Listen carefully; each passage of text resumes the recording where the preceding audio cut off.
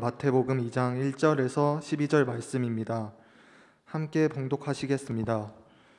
수일 후에 예수께서 다시 가버니움에 들어가시니 집에 계시다는 소문이 들린지라.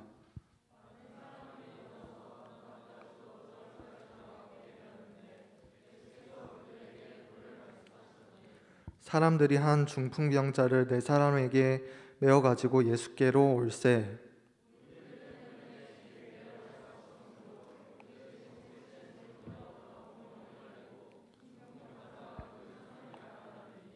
예수께서 그들의 믿음을 보시고 중풍병자에게 이르시되 작은 자야 네 죄사함을 받았느니라 하시니,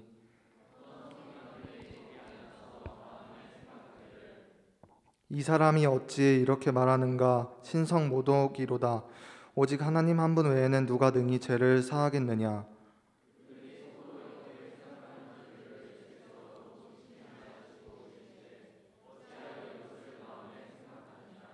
중풍병자에게 내 죄 사함을 받았느니라 하는 말과 일어나 내 상을 가지고 걸어가라 하는 말 중에서 어느 것이 쉽겠느냐?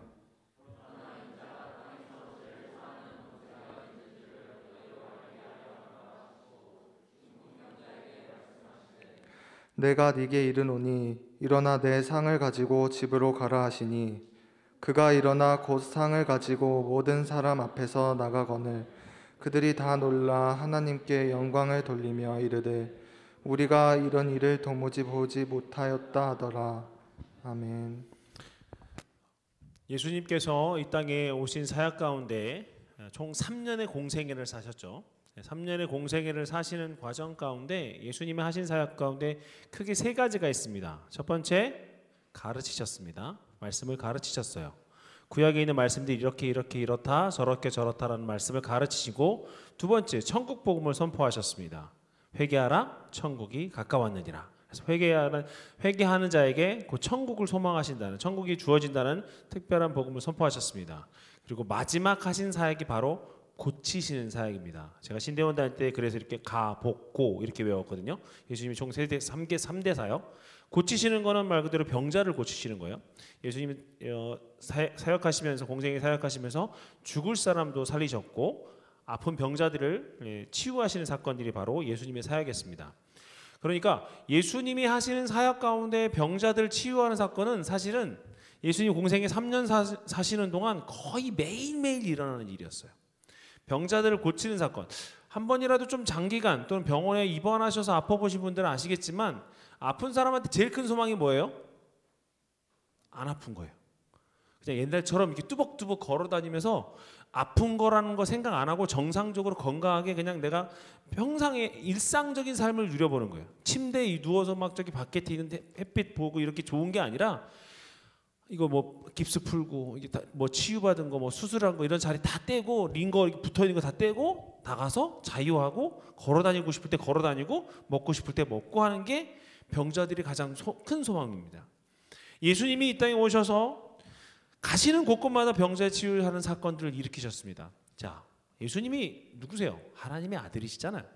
하나님의 아들이신 예수님께서 이 땅에 오셔서 무언가를 하셨을 때 가르치신 거, 구약의 말씀을 가르치신 건 이해가 다 쳐요.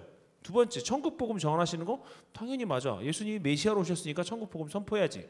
그런데 왜 고치시는 사역까지 하셨을까요?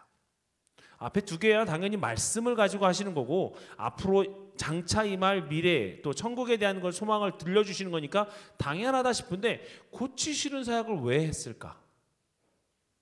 자, 예수님이 오시면서 하나님의 나라가 시작됐습니다. 천국은 저 멀리 우리가 죽음 이후에 가는 땅, 그 땅일 뿐만 아니라 예수님이 이 땅에 오시는 순간 하나님의 나라는 시작된 거예요. 하나님의 나라가 완성되는 게 주님의 재림입니다. 주님이 재림하셔서 이 땅에 다시 오시는 날, 그날은 이제 모든 것이 끝나요. 그래서 그날은 완성된 날이라고 얘기해요.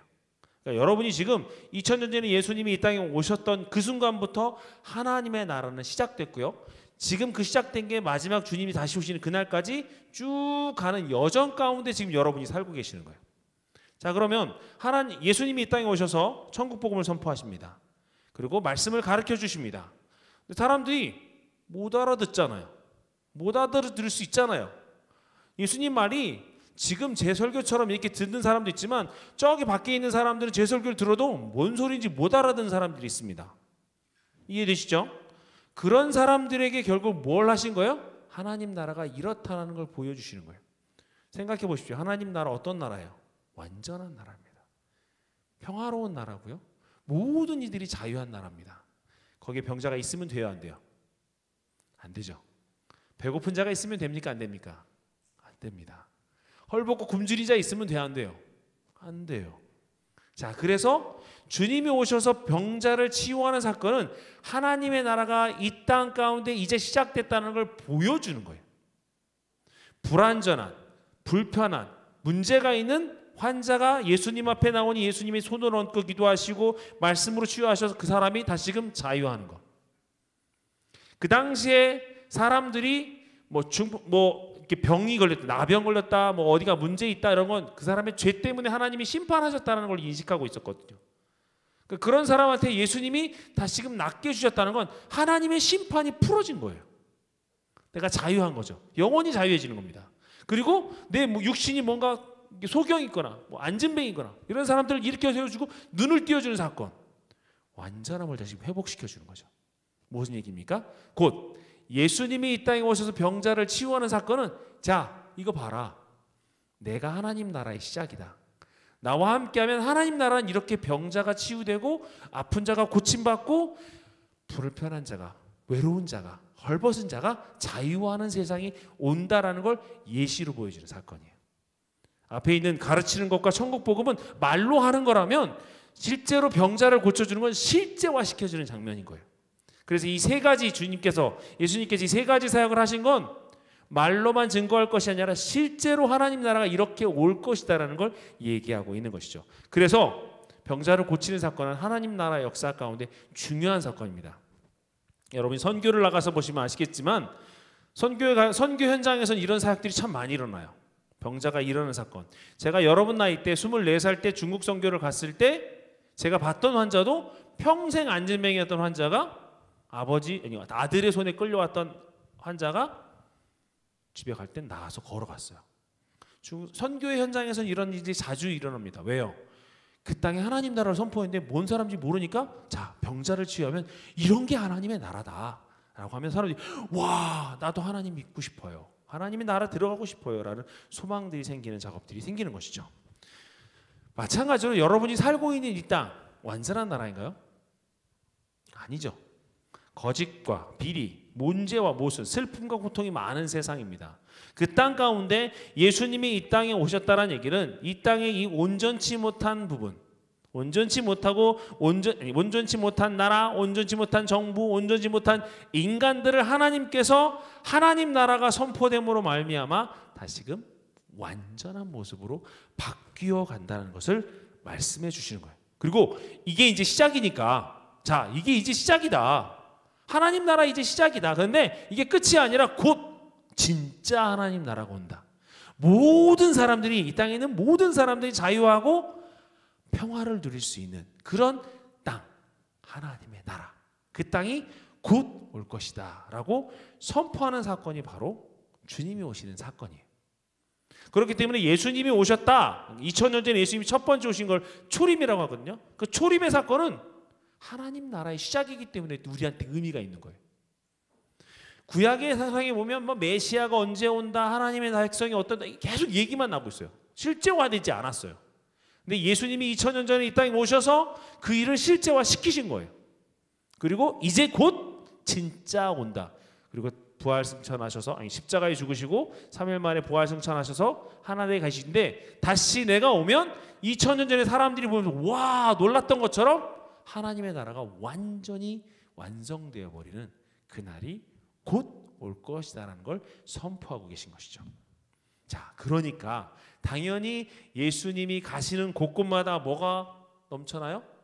사람들이 넘쳐나요. 그 하나님 나라를 경험해 보거나 소문 듣거나 간접적으로 느낀 사람들은 나도 경험해 보고 싶은 사람이 생겨요. 그런 소망들이 생겨요. 그러니까 예수님이 나타나는 곳에 사람들이 그 소망을 가지고 나도 보고 싶어, 나도 그분이 누군지 알고 싶고 나도 만나고 싶어 라고 해서 사람들이 자꾸 몰려드는 거예요. 그런 가운데 오늘 본문이 있는 것이죠. 누굽니까? 중풍병자가 등장합니다. 중풍병자는 여러분이 알고 있는 병과 똑같습니다. 요즘 말로 따지면 몸의 병이 아니죠. 사실은 중풍병, 뇌경색이라는 병입니다. 여기 뇌에 문제가 생겨서 몸을 잘 못 움직이시는 분들, 그런 분들이 바로 중풍병자겠죠. 당연히 몸이 마비가 오는 부분이 한쪽이든 반쪽이든 손이든 팔이든 자유롭지 못해요. 뇌경색이 한번 오면, 그렇게 좀 심하게 오신 분들은 아예 거동 자체가 불편해서 침상에서만 누워 있어야 됩니다. 당연히 무언가를 하려고 해도, 내가 어디 가고 싶은데 해도 스스로 움직일 수 있고 스스로 뭔가 처리할 수 없기 때문에 항상 그 주변에 간병이든 보호자든 누가 붙어 있어야만 돼요. 자기 스스로 뭔가 인생을 살아갈 수 없는 사람입니다. 내가 일어서고 싶어도, 내가 어딜 가고 싶어도 마음대로 할 수 있는 상황이 아닌 사람들이죠. 마찬가지로 우리 인류, 인간의 모습이 이와 같습니다. 이 사람이 이렇게 자신의 육신에 대해서 무기력하고 누군가의 도움을 받아야 되는 것처럼 우리 또한 죄에 대해서 그렇게 무기력해요. 죄에 대한 인지는 있는데 이게 죄 가운데 있는 것이고 이게 안 좋은 것이라고 알고 있는데 끊어낼 힘이 없어요. 나 이거 다시는 하고 싶지 않아라고 잘라내서 죄로부터 자유할 수 있는 힘이 인간 어느 누구에게도 없습니다. 능력이 없어요. 그러다 보니 죄에 자꾸 끌려다니는 거예요. 죄에 자꾸 끌려다니다 보니까 우리한테 남는 건 뭐예요? 후회하고 회개할 거리밖에 없는 거예요. 내가 또 했네. 내가 이번엔 좀 견뎌내고 싶었는데 또 넘어졌네. 주님 죄송합니다. 또 죄질렀어요. 오늘 혜연자매가 기도했던 것처럼 우리 인생은 일주일 내내 그렇게 맨날 회개거리밖에 없어요. 잘못한 것밖에 그게 잘못한 것밖에 없는 것이죠. 직장에서 사회에서 굉장히 능력 있게 인정받는 사람이고 사람들한테 총애받는 사람이라 할지라도 사실 그 사람 본래 내면 속으로 들어가 보면 죄 가운데 있는 것들이 너무 많은 것이죠. 마치 중풍병자의 비유처럼요. 그래서 사실 오늘 중풍병자는 누구를 보여주고 있냐면 자신의 죄에 대해서 이렇게 절망적인 상태, 어찌할 수 없는 무기력한 상태에 있는 인간을 예표하고 있는 겁니다. 그냥 중풍병자 혼자 아픈 사람 이렇게 끝나는 게 아니라 내 죄로 인해서 내가 내 마음대로 못 움직이고 있는 사람, 내 삶을 건강하게 못 움직이고 있는 죄에 엮여 있는 그런 삶의 모습이 우리와 함께, 우리의 모습이 바로 이 중풍병자의 모습이라는 얘기죠. 자, 그런데요, 누군가 도와주지 않으면 이렇게 불행할 것 같은 이 중풍병자, 오늘 이 중풍병자에게 너무나 감사한 일이 있습니다. 무엇입니까? 바로 그들의 친구들이에요. 그 친구들입니다. 3절 말씀 우리 함께 한번 볼까요? 3절 한번 같이 보겠습니다. 사람들이 한 중풍병자를 네 사람에게 메어 가지고 예수께로 올세라고 되어져 있습니다. 자, 누굽니까? 한 중풍병자가 침상에 있고요. 몇 명의 친구들이 있는 거예요? 4명. 여러분 이렇게 들것 보면 딱딱 하나씩 이렇게 코너에 딱 잡고 이렇게 가는 거죠. 옛날로 따지면 천대기 하나 끼우고 양쪽에 봉 끼워가지고 4명이서 들것에 실어가지고 그냥 중풍병자 이렇게 가고 있는 겁니다. 중풍병자가 이렇게 정도 됐다는 얘기는 중풍병자가 경증이 아니라 중증이라는 얘기죠. 그죠? 만약에 손 하나 못 움직이는 중풍병자는 그냥 같이 걸어가겠죠. 친구 4명이 들 정도라는 얘기는 아예 거동도 못하는 중풍병자라는 얘기예요. 자, 근데요, 생각해 보십시오. 중풍병자가 만약에 아픈 지 한 달밖에 안 됐다 그러면 참 다행인데, 일반적으로 우리가 생각했을 때 중풍병자라고 하는 건 장기간이에요. 장기 환자입니다. 환자가 장기간 되면 어떤 일이 생기는 줄 아세요? 주변에 사람이 없어요. 처음에 아프면 옆에 있는 친구도 찾아옵니다. 어떻게 된 일이야? 야, 힘내. 3개월 지나잖아요? 친척들도 찾아옵니다. 6개월 지나잖아요? 아무도 안 와요. 1년 지나잖아요? 가족들도 부담스러워해. 그래서 옛날에 뭐라고 그랬죠? 김병에 효자가 없다. 부모님이 아파도 길게 아프면 효자도 없다라는 얘기를 해요. 그만큼 누군가가 아팠다는 얘기는 주변에 아무도 남아있지 않다라는 얘기죠. 발병 초기에는 누군가 막 관심 가져주고 막 해줄지 모르겠지만 긴 병이 되면 아무도 주변에 남아있지 않는 상황이 생기죠. 근데도 지금 이 중풍병자에겐 4명이나 친구가 여전히 와서 도와주고 있는 형국입니다. 자, 이걸 딱 봤을 때, 야, 이 중풍병자 진짜 행복한 사람이다.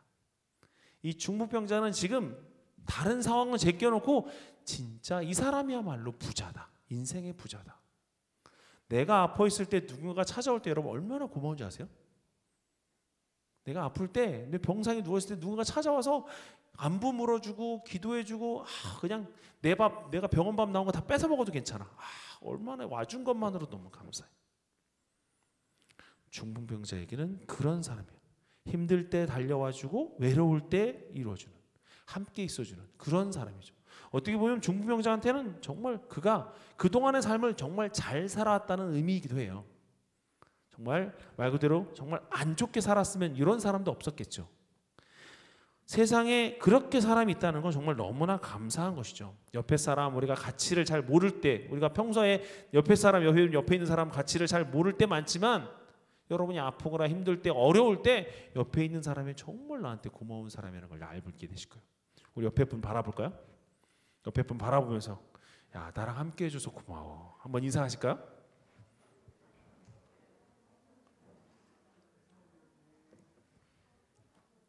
자, 그럼 뭐라고 대답해 줘야 돼요?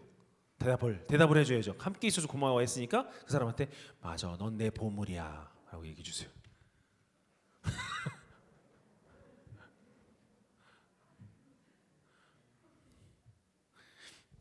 평소에 내 옆에 있는 사람, 내 공동체에 대한 생각들을 여러분 잘 못하고 계신 분들 많을 거고, 특히나 요즘 세상은 혼자 싱글 라이프가 잘 돼 있는 세상들이잖아요. 뭐 배달 문화도 잘 돼 있고 나 혼자도 삶을 괜찮아요. 근데요, 옆에 언젠가 나 혼자 그렇게 삶을 살다 보면 지금은 괜찮을지 모르겠는데 시간이 지나면 지날수록 내 삶의 질은 점점 더 떨어집니다. 그리고 여러분한테 제가 장담하건대, 여러분한테 제가 예언을 한 가지 딱 하자면 뭔 얘기를 하냐면, 여러분 우리 모두 다 언젠가는 누군가의 도움을 필요할 날이 와요. 내가 늙어 죽을 때까지 내가 다 안 한 사람도 내가 나를 필요 없이 나 혼자 잘 살 수 있다. 이 땅에 어느 누구도 없습니다. 여러분 언젠가, 지금 젊어서 그런 걸 멀게만 느껴지는데, 여러분 언젠가 여러분 누군가 옆에 사람의 도움을 필요로 할 날이 분명히 온다는 것이죠. 중풍병자도 아마 멀쩡했었다가 중풍병이 걸렸을 수도 있어요. 어쨌든 그렇게 다른 사람의 도움을 전혀 받지도 않아서 사람은 이 땅에 없어요. 그렇다면 중요한 질문 하나를 던져드릴게요. 자, 내가 만약에 어려움에 처했을 때 나를 진정으로 도와줄 사람이 누구지? 나는 그런 사람이 있나? 부모님, 여러분 부모님 말고, 여러분 부모님 빼고, 여러분과 같이 살고 있는 여러분 사회 문화 속에서 내가 정말 어려움에 처했을 때 내가 전화 한 통화를 하면 나를 위해 달려와 줄 수 있는 그런 사람이 있나? 여러분 그런 사람이 있다면 여러분 인생 진짜 잘 사신 겁니다. 그런 사람이 여러분 1년 동안 또는 2년, 3년이 지나도 전혀 변하지 않는 여러분과 관계성을 갖고 있다면 여러분 진짜 부자신 거예요. 그게 진짜 부자입니다. 자, 그런데요, 돕는 사람이 저절로 생기나요? 저절로 생긴 경우 없잖아요. 그죠? 저절로 생기지 않습니다. 아마도 뭐 예측하기는 성경에 나와 있지 않지만 이 돕는 사람이 있다는 얘기는 중풍병자가 옛날에 좀 괜찮게 살았던 사람일 수도 있어요. 그리고 또 혹시라도 여기 지금 내 친구 있지만 이 사람들이 옛날에 자기가 멀쩡했을 때 또 도와주는 사람이었을 수도 있습니다. 그러니까 도움을 받았던 친구가 지금은 자기 거꾸로 도와주고 있는 상황이 될 수도 있는 것이죠. 어쨌든 간에 중풍병이 누워있는데도 불구하고 옆에 사람이 있다는 건 뭘 뜻해요? 중풍병자가 혼자 있는 게 아니라 공동체 안에 있다는 걸 의미합니다. 그래서 오늘에게 우리 말씀이 오늘 특별한 거예요. 중풍병자가 혼자 떨어져 있었으면 전혀 없는데 공동체 안에 있기 때문에 지금 이 사람에게 돕는 손길이 존재할 수 있게 되는 것이죠. 아무리 고통 속에 있지만 좋은 공동체를 만난다는 사실을 알게 되면 그 중풍병자는 결코 불행하지 않다라는 사실입니다. 우리가 누군가에게 돕는 일이 생길 수도 있지만 거꾸로 누군가에게 도움을 받을 일이 있어요. 이건 무슨 얘기냐면요, 내가 남을 돕고 남이 나를 돕고 하는 게 결국 남의 일이 아니라 내 몸과 연결, 내 삶과 연결된다는 걸 의미하는 겁니다. 공동체가 나한테 무슨 의미가 있어? 라고 생각하시는 분들은 진짜 외로우신 분들이요. 제발 그렇게 생각하지 마세요. 여러분이 속한 공동체에 여러분이 같이 있는 그 사람들이 여러분에게 언젠간 도움을 주고 여러분도 또한 그분에게 같이 도움을 주는 공생의 관계가 되는 게 공동체입니다. 예수님은 그 공동체를 사랑하세요. 그리고 그 공동체 안에 있는 여러분을 더 사랑하십니다.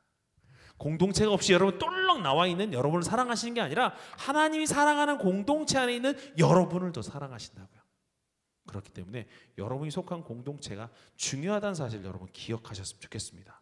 여러분 주변에 사람 있으시죠? 옆에 앉아있는 사람과 내가 어떤 관계인가요? 그냥 주일날 옆에 앉아서 그냥 같이 예배드리는 그냥 그런 관계인가요? 아니면 얽히고 설키고 막 끊을래야 끊을 수 없는 그런 관계인가요? 저는 두 번째 관계가 여러분 됐으면 좋겠어요. 서로가 서로를 섬기고 서로가 서로를 아껴주고 서로가 서로 없으면 못 살아서 막 안다라는 그런 공동체, 그런 관계들이 많아지셨으면 좋겠어요.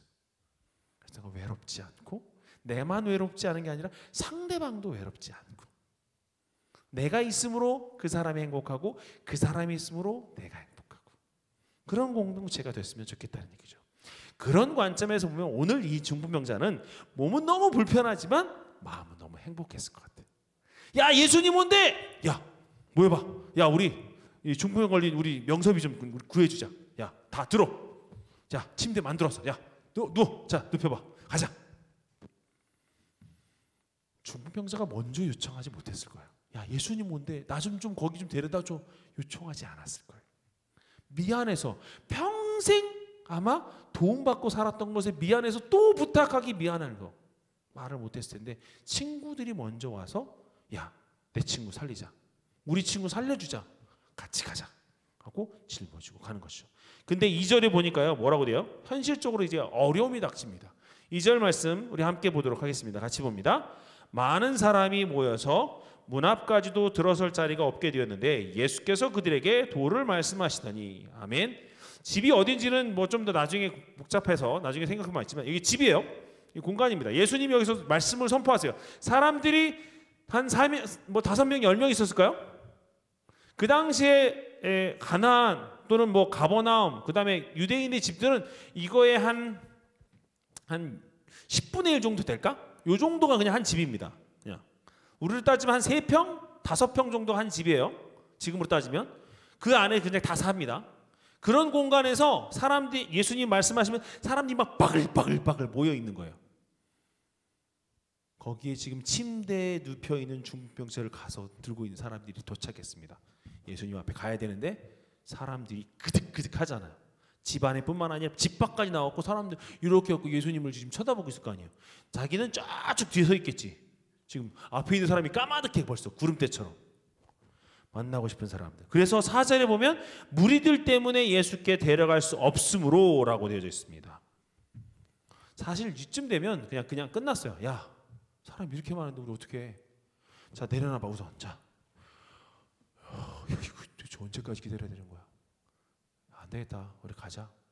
야, 진짜 미안하다. 사람 너무 많아서 갈 수가 없어. 보통 이 정도 돌아가죠. 최소한 뭐 1시간, 2시간 기다렸다가 돌아갈 수도 있고 어쨌든 상황은 나아지지 않았어요. 돌아가야 됩니다. 그렇죠? 근데 무슨 일이 터집니까? 발상의 전환이 터져요. 그 중풍병자를 그 계신 곳에 예수님이 계신 곳에 지붕을 뜯고 구멍을 내고 중풍병자를 그 상을 내립니다.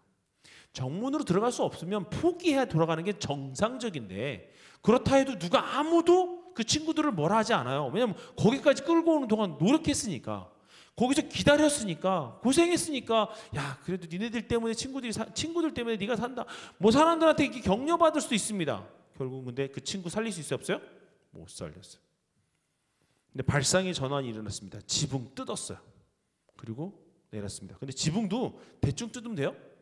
일반 키가 그때 중동 지방의 정상적인 키, 예수님의 키가 한 170 정도라고 생각하시면 일상적인 남자 키가 그 정도입니다. 역사적으로 사실 따져봤을 때.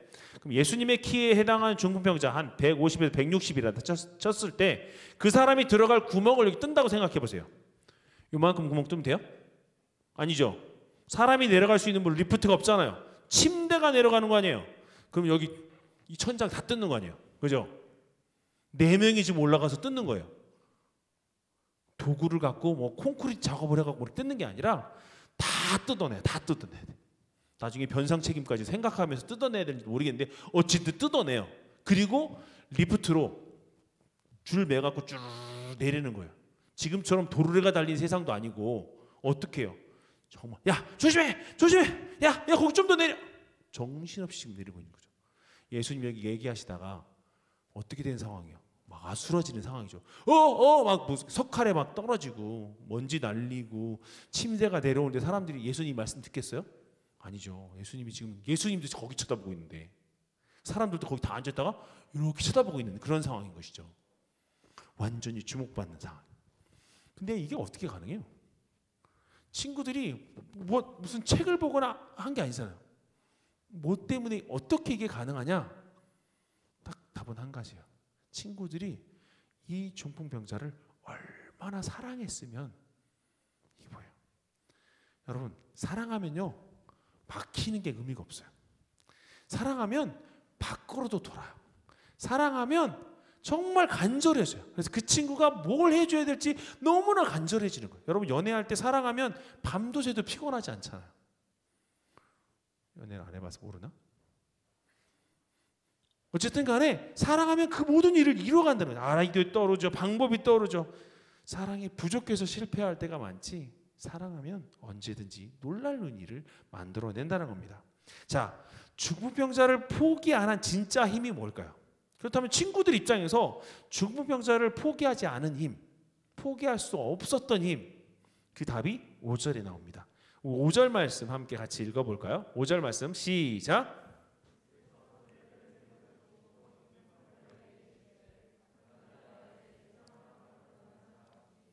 아멘. 예수님께서 뭘 보셨다고요?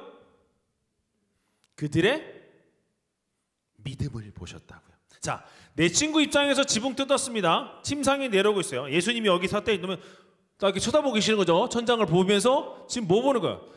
중풍병자는 사실 안 보여요. 침대 위에 있으니까. 여기 밑에서 볼 땐 침대만 보이지 중풍병자 안 보일 거 아니에요.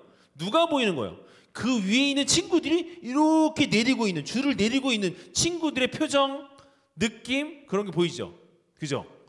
친구들의 그 표정을 보면서 주님이 뭘 보셨다고요? 그들의 믿음을 보셨다고요. 무슨 믿음? 어떤 믿음? 친구들이 이 복잡한 상황을 만들어내서 부끄럽고 무안하고 황당한 이런 사건이 아니라 내 친구 낫게 해줘야지. 내 친구 주님한테만 가면 나을 수 있어. 야 빨리 내려. 우리 친구 낫게 해줘야 돼. 주님께로만 가면 나을 수 있어. 그들의 믿음을 보신 거예요. 내 친구 주님 앞에만 내려놓으면 다 끝나. 야 좀만 힘내. 그 친구들의 믿음이 주님의 마음을 감동시키신 거예요. 사랑하는 여러분, 인생에 보면요 참 힘든 일 많습니다. 어렵고 복잡한 일 참 많아요. 여러분 삶에서 포기해야 되는 상황들 많이 경험하시죠. 어찌해야 될지 몰라서 힘들어할 때 많잖아요. 그런데 여러분이 그것을 잘 이겨내서 승리를 경험하셨던 분도 있겠지만 대부분 자포자기하고 힘들어하는 경험들이 더 많습니다. 왜 그렇게 인내하지 못해요? 많은 사람들이 끝을 봐서 내가 드디어 참고 이겨냈다, 이겼다, 이겨내지 못하는 이유가 뭐예요? 믿음이 없어서입니다. 믿음이 없어서 참지 못하는 거예요. 친구들 입장에서 야 예수님께 가 말어. 가도 나을까? 야 가서 열심히 했는데 못 나오면 어떡해?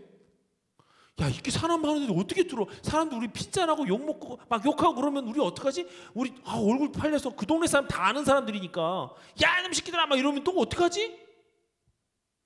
그런 생각을 하는 게 아니라 딱 한 가지, 내 친구를 살려야 되겠다는 그 믿음. 주님 앞에만 데려가면 다 나을 거라는, 다 해결될 거라는, 주님이 온 모든 인류의 문제의 해결점이라는 걸 믿는 믿음으로 주님께 데려간 거예요. 그 믿음이 주님이 보신 믿음이 되는 것이죠. 친구들 가운데요, 우리 삶 가운데 보면 마귀가 우리한테 제일 잘 시키는 일, 제일 잘 꼬시는 일이 뭔지 아세요? 야 그만해 안 돼. 야 너 안 될 거야. 더 이상 해봐야 소용없어. 포기하게 만드는 걸 마귀가 제일 잘해요. 이스라엘 백성들이 출애굽을 할 때 앞에는 홍해가 있습니다. 뒤에는 애굽의 병정들이 군마를 끌고 쫓아오고 있어요. 사람들 막 사시다뭐 떨듯 다 떨고 있습니다. 아무것도 보이지 않는 상황이 끝이라고 생각할 때 어떤 일이 벌어져요? 홍해가 갈라진 사건이 생기죠.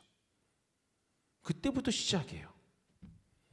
예수님이 우리 지난 주간에 십자가에 매달리실 때 그때 이 땅에 있던 인간들은 다 끝난 줄 알았어요. 이제 끝났구나. 심지어 대제사장들과 서기관들도 야 드디어 이제 예수 죽었다 끝났다 라고 생각했어요. 다 포기했고 다 끝났다라고 자포자기했던 제자들뿐만 아니라 그 여인들까지 다 그랬어요. 근데 어떻게 됐습니까? 3일 만에 다시 살아나셨어요. 다시 시작된 거죠. 우리가 생각할 때 그 포기, 끝이라고 생각되는 그 순간에 주님은 다시 일하십니다.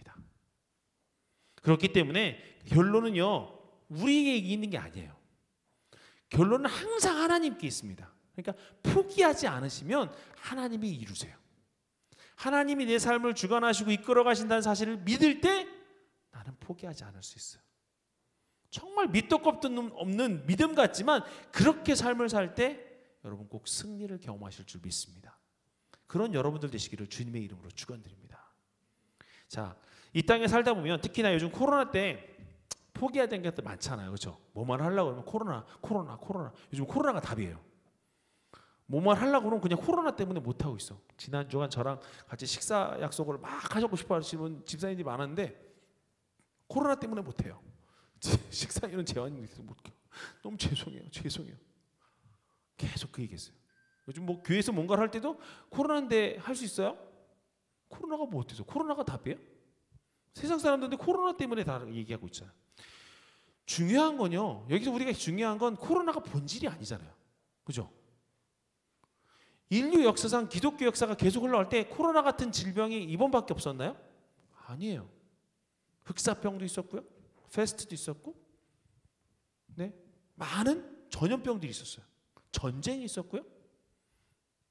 근데 이 땅에서 예배가 단 한 번도 멈춘 적이 있었나요? 단 한 번도 없어요. 그 수많은 질병과 재난과 환경, 그런 여러 가지 환경 앞에 인간의 예배는, 하나님을 향한 예배는 단 한 번도 멈춰진 적이 없습니다. 코로나라고 해서 특별한 병이니까, 특별한 균이고 바이러스니까 예배가 멈춰져야 되나요? 아니죠.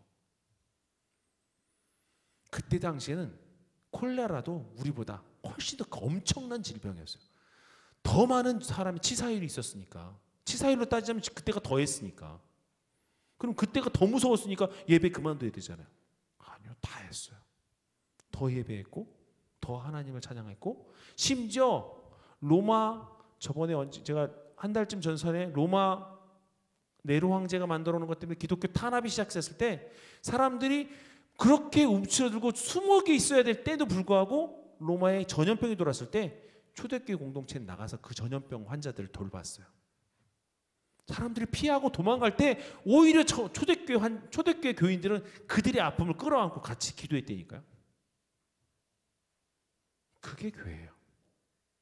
그게 믿음 있는 그리스도인이라는 얘기입니다. 사랑하는 여러분, 결론부터 말하자면요, 믿음을 가지면 길이 열립니다. 청년의 시절에 여러분 청년들 많은 고민의 길이 있습니다. 어디로 갈지 어떻게 될지 방법론적인 고민이에요. 여러분이 장사를 하든, 여러분이 대학원을 가고 취업을 하고, 여러분이 직장을 가지든 하나님, 여러분을 향한 하나님의 사랑 결코 닫혀지지 않아요. 여러분이 무엇을 하는 게 사실은 중요한 것이라고 생각하는데, 하나님 입장에서는 여러분이 직장인을 하든 자영업을 하든 저기 나가서 그냥 식당에서 일하든 다 똑같아요. 하나님 사랑하는 아들, 딸이에요. 여러분은 그것 때문에 더 고민하잖아요. 근데 하나님 오늘 얘기하시는 건 뭐예요? 더 본질적인 걸 고민하셔야 돼요. 내가 뭘 믿는지, 내가 누굴 믿는지, 내가 누굴 믿고 신앙생활하는지, 내 삶의 기준이 누구 때문에 이루어지는지에 대한 고민들이 있어야 된다니까요. 그게 더 본질이에요. 그 본질을 갖고 나아갈 때 여러분의 삶의 문제가 해결될 줄 믿습니다. 내 삶의 문제는요, 방법을 바꾼다고 이 길 갔다 저 길 가고 저 길 갔다 이 길 가고 시시때때로 주식을 팔고 사고 막 이런 것처럼 뭐 시세를 봐갖고 상황을 봐갖고 친구들 이러니까 이렇게 얘기하는 게 아니라, 내 삶에 하나님의 말씀이 살아있고 내가 진짜 하나님을 믿는지에 대한 마음이 살아있고 믿음이 살아있으면 여러분의 삶은 100% 성공합니다. 100% 승리하는 삶이에요. 그걸 믿으셨으면 좋겠어요. 그 삶이 여러분의 삶이 됐으면 좋겠습니다. 청년의 시절에 더 많이 고민할 거예요. 왜냐하면 선택지가 많으니까. 저처럼 아예 나이 들면 선택지가 없어서 고민되지 않아요. 근데요, 선택지가 많은 여러분들은 고민 참 많을 거예요. 이거 할까 저거 할까, 이거 할까 저거 할까, 이때는 저게 낫고 저때는 저게 낫고, 이게 좋은 것 같고 저게 좋은 것 같고. 근데요, 여러분을 향한 하나님의 놀라운 계획은 분명하다는 사실을 아셨으면 좋겠어요. 그 하나님을 향한 계획, 하나님께서 여러분을 향한 그 계획을 여러분이 발견하시고 나가셨으면 좋겠어요. 여러분의 인생의 주인은 하나님이신 줄 믿습니다. 믿으십니까? 하나님이 여러분의 인생의 주인이신 줄 믿으십니까? 그 하나님을 믿고 나아가세요. 그 믿음이 여러분의 삶을 평탄한 삶으로, 은혜의 삶으로, 평강의 삶으로 인도하실 줄 믿습니다. 오늘 중풍병자를 향한 친구들, 자 보면 말씀으로 돌아가 보면 이 친구들이 처음부터 이랬을까요?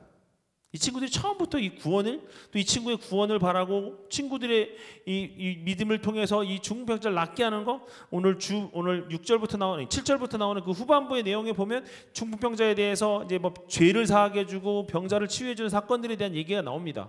사실 오늘 그것보다 저는 앞에 본문에 대한 얘기를 더 많이 하고 싶어요. 중풍병자가 지금 이렇게 나올 수 있었던 건 그 친구들의 마음에 뭐가 있었던 거예요? 이 중풍병자를 향한 긍휼한 마음이 있었던 겁니다.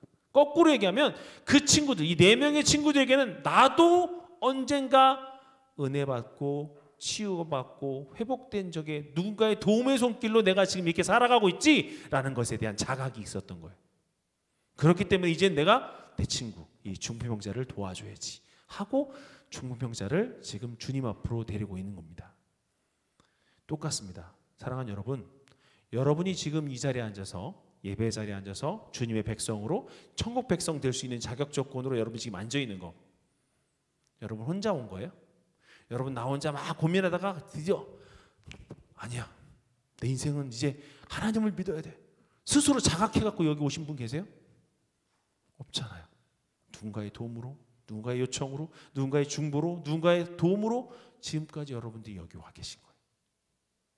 여러분이 천국 백성 될 수 있는 조건들은 누군가의 도움이 이미 있었던 겁니다. 그렇다면 이제는 어떻게 해야 돼요? 여러분도 나를 향했던 그 도움의 손길들을 받았다면 나도 이제 누군가를 향해 눈길을 돌리셔야죠. 내 주변에 아직도 그리스도를 알지 못한 사람들이 있을까? 내 주변에 아직도 죄로 인해서 헤어나올 수 없는 어두운 터널 가운데 있는 사람들이 있을까? 내 주변에 아직도 예수라는 이름을 들었을 때 자유와 해방을 느낄 수 있는 그 기쁨을 모르는 사람들이 있을까? 그 사람들에게 가서 나의 도움의 손길을 제공해야지. 심지어 이 공동체 안에도 외로워하고 슬퍼하고 힘들어하는 영혼들이 있다면 내가 그 친구에 가서 차 한 잔이라도 마셔주고, 내가 그 친구에게 중보기도 한번 해주고, 내가 그 친구와 함께 손잡고 기도 한번 해줘야지 라고 하는 그런 눈길이 필요하다는 겁니다. 여러분의 그런 믿음, 이 친구가 주님 앞에 나아가기만 하면, 이 친구가 정말 주님만 만나면 이 친구의 그 암울한 인생, 힘든 인생이 다 해결될 줄 믿어. 난 이 친구를 주님께 꼭 데려가야 돼. 여러분 그런 마음이 있으셨으면 좋겠어요. 중풍병자를 향했던 하나님의 그 놀라운 마음처럼 여러분을 향해 그런 마음이, 그런 삶이 계속해서 이어지기를. 또 그래서 이 코로나 시대 가운데 세상에 집중하는 것이 아닌 예수 그리스도께 집중하고 길이요 진리요 생명 대신 오직 예수님을 붙잡고 나아가셔서 청년의 시기에 더 큰 비전과 소망과 감사와 기쁨을 누릴 수 있는 여러분의 삶이 되기를 주님의 이름으로 간절히 축원드립니다. 우리 함께 기도하도록 하겠습니다.